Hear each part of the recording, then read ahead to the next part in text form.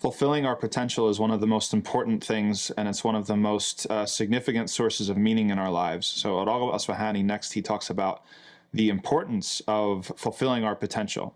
And he says that our honor is inherently tied to fulfilling our potential, and our humiliation or our debasement is also inherently tied to the lack of fulfilling our potential.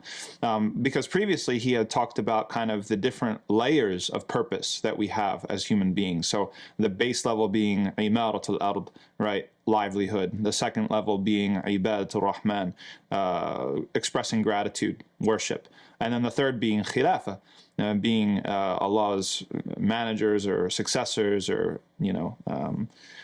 stewards upon the creation. And so if you look around you, most people are stuck at level one, right? They've got their job, they've got their family, they've got their friends, they go to the bar, they go home and watch Netflix, and they're not even trying to live life beyond that. They think that a good life and happiness is just more of that, right? Have more money and a bigger house and, a nicer car and, this other thing, and that's a trap because you're trying to max out on level one, but you're still just stuck at the very, very subsistence level of human existence, right? So then, no, you have a higher purpose than that. You have ibadah, you have worship, expressing gratitude, and then you have this sort of managerial position of khilafah.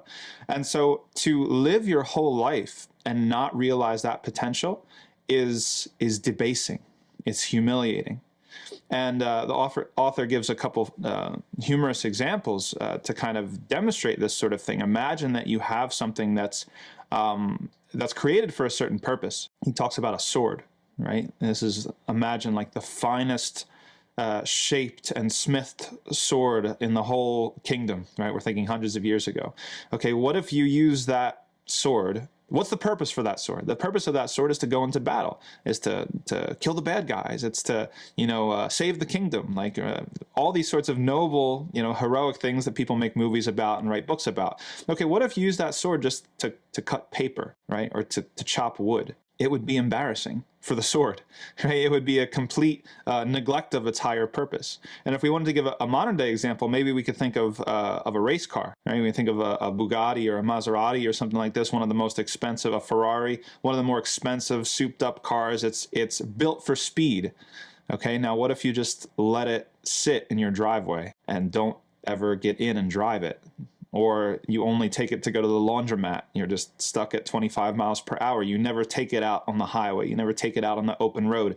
It would be embarrassing. It would be like this car is like, we have this expression, a shell of its former self. Like it's this kind of embarrassing thing that's humiliating, that this thing doesn't ever get a chance to live up to its potential. Well, human beings are the same. We have this amazing potential to be Allah's successors, Allah's stewards, right? The steward of the creation, the manager of the creation, helping everything and everybody. And if you're only stuck in Netflix and your job and a couple things that your hobbies and your little interests here and there, then you're not fulfilling your potential and you're not obtaining the honor that is your due right.